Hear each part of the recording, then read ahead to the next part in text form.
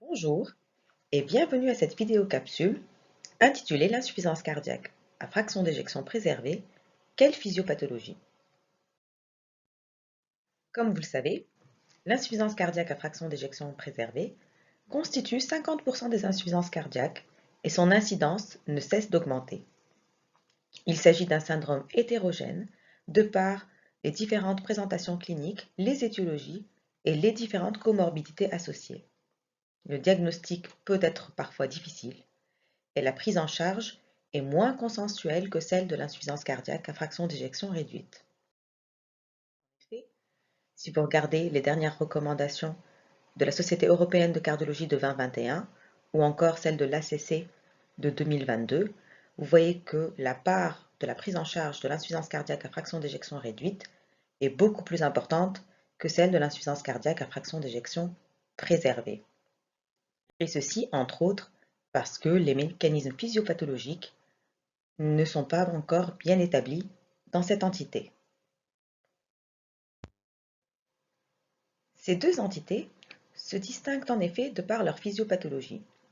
Si vous regardez l'image de droite, on voit que l'insuffisance cardiaque à fraction d'éjection réduite est causée par l'ischémie, l'infection ou encore la toxicité qui vont être à l'origine de la modification des cardiomyocytes et de la production de collagène et de fibrose.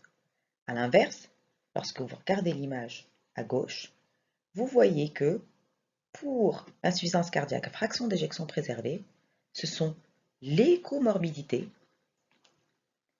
que vous voyez ici qui vont induire une réaction inflammatoire et apporter des modifications au niveau cellulaire.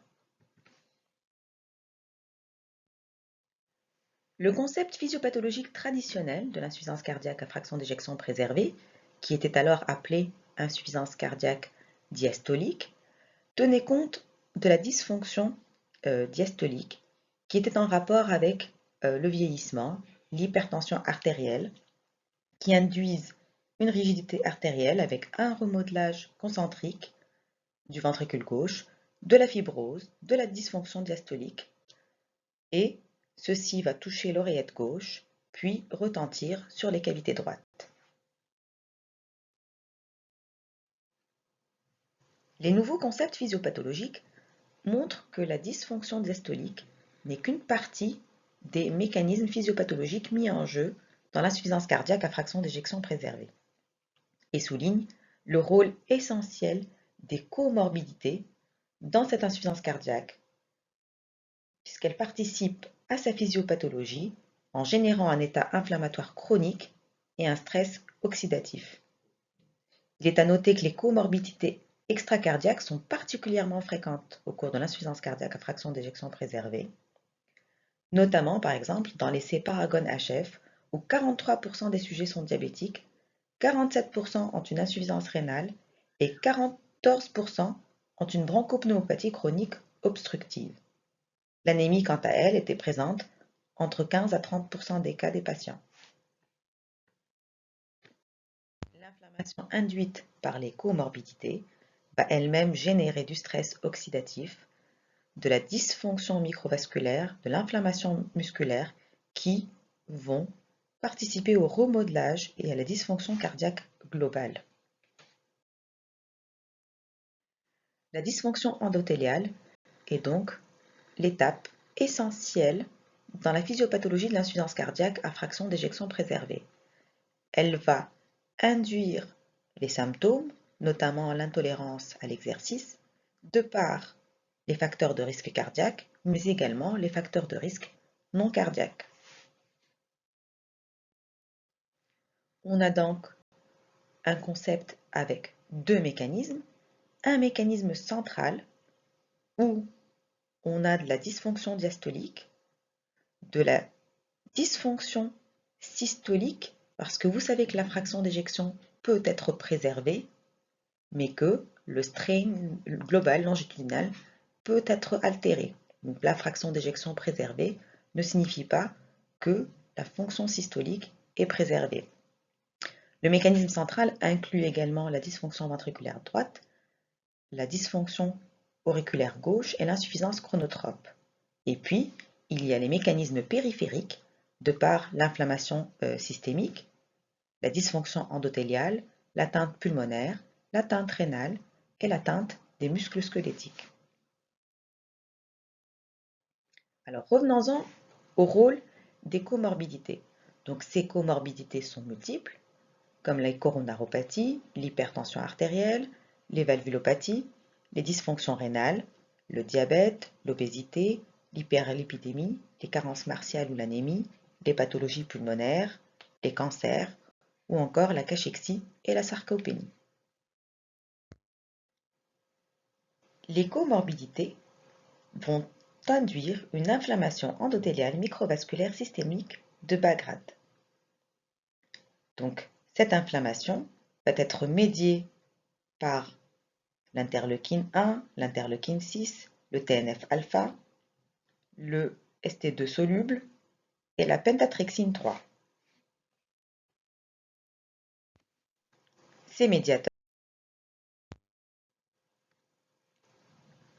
médiateurs vont entraîner au niveau endothélial la production de radicaux libres, comme vous le voyez ici, avec une baisse de la production du monoxyde d'azote. Puis, au niveau des cardiomyocytes, on va avoir une altération de la signalisation de l'activité guanylate cyclase, donc qui va être abaissée. Celle-ci va entraîner la baisse de la production de guanosine monophosphate cyclique et de l'activité protéine kinase G. Cela va induire l'hypertrophie des cardiomyocytes et augmenter le degré de rigidité de ces cardiomyocytes. Leur degré de phosphorylation et le type d'isoforme sont directement modulés par la protéine kinase G. Par ailleurs, l'activation endothéliale et les leucocytes circulants génèrent une activation des fibroblastes via le TGF-bêta. Donc ils vont se transformer en myofibroblastes, aboutissant à la synthèse excessive de collagène et donc de fibrose. Le défaut d'activation de la protéine kinase G dont nous avons parlé tout à l'heure est à l'origine d'un défaut de phosphorylation des titines qui vont switcher d'isoforme et ceci est directement associé à l'augmentation de la rigidité.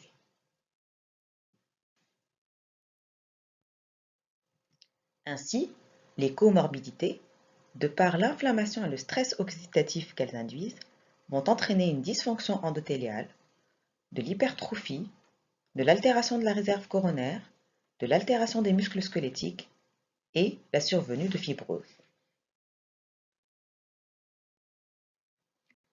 Ceci va aboutir à un remodelage structurel du ventricule gauche qui va avoir donc un remodelage concentrique dans environ un quart des cas, une hypertrophie concentrique dans 26% des cas et une hypertrophie excentrique dans 16% des cas.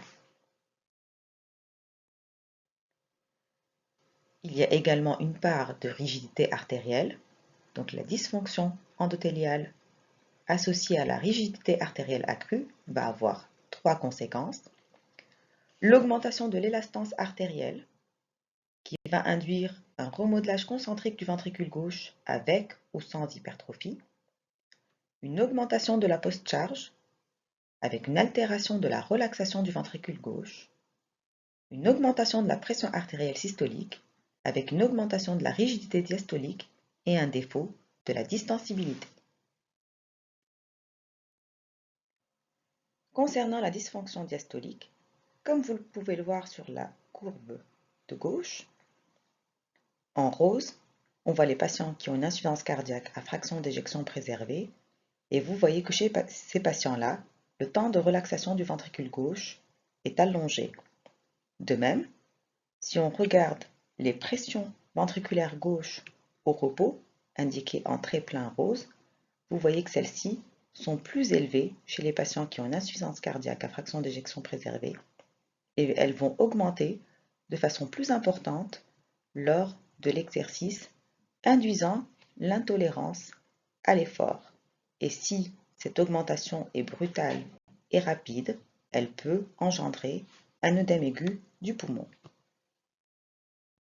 Enfin, toutes ces modifications, donc l'augmentation des pressions de remplissage du ventricule gauche, vont finir par retentir sur l'oreillette gauche en induisant donc un remodelage et la survenue fréquente de fibrillation auriculaire. On va avoir également de l'hypertension pulmonaire et de la dysfonction ventriculaire droite. D'ailleurs, le degré d'augmentation des pressions de remplissage ventriculaire gauche peut être évalué par le degré de dilatation de l'oreillette gauche et par les paramètres d'écho-doppler pulsé au niveau de l'anneau mitral. Le remodelage auriculaire gauche va être aussi à l'origine de la survenue fréquente de fibrillation auriculaire. L'ensemble de ces phénomènes vont retentir sur le ventricule droit.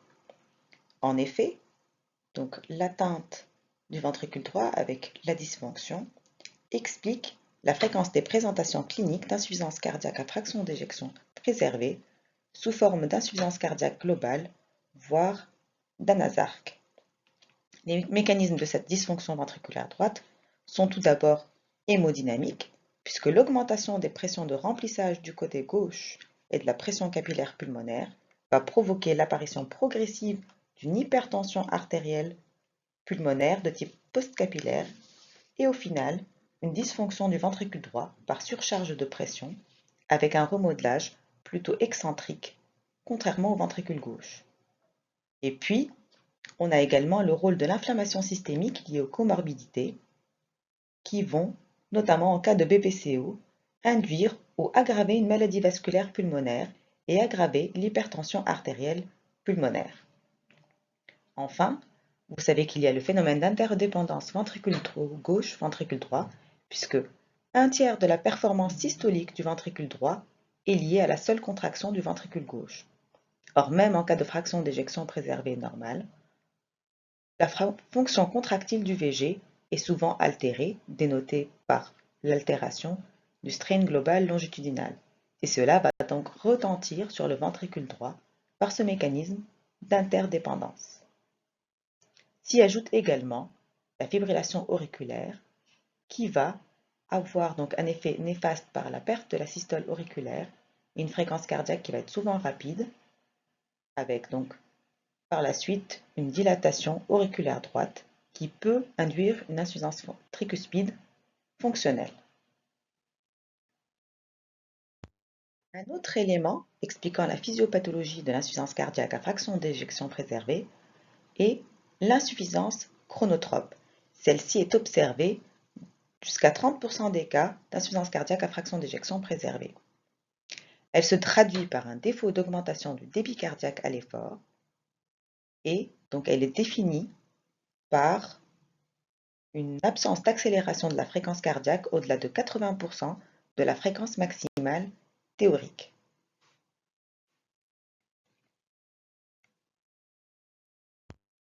Tous les éléments décrits précédemment vont également interagir et donc causer des dommages au niveau de la perfusion rénale. En effet, la dysfonction endothéliale et l'inflammation systémique vont entraîner une hypoperfusion rénale.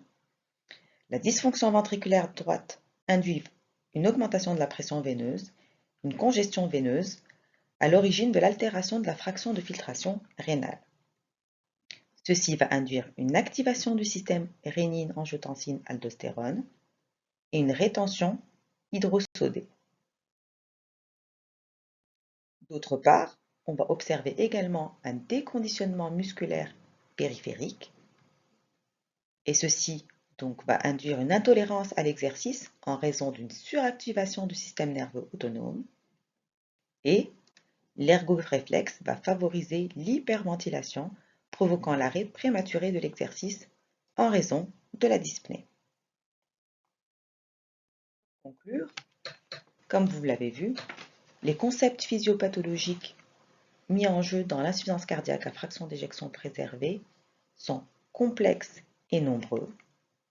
Le primo movens, c'est l'inflammation avec la dysfonction endothéliale qui est engendrée par les comorbidités.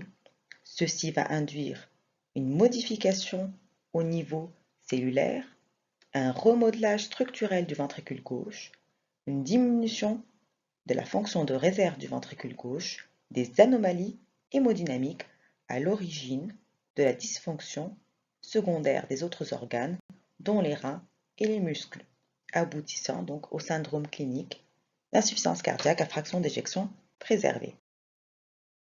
L'ensemble de ces mécanismes, donc les comorbidités, l'inflammation systémique, l'implication de plusieurs organes, vont donner lieu à des études pour pouvoir traiter et cibler chacun de ces mécanismes physiopathologiques. Merci pour votre attention.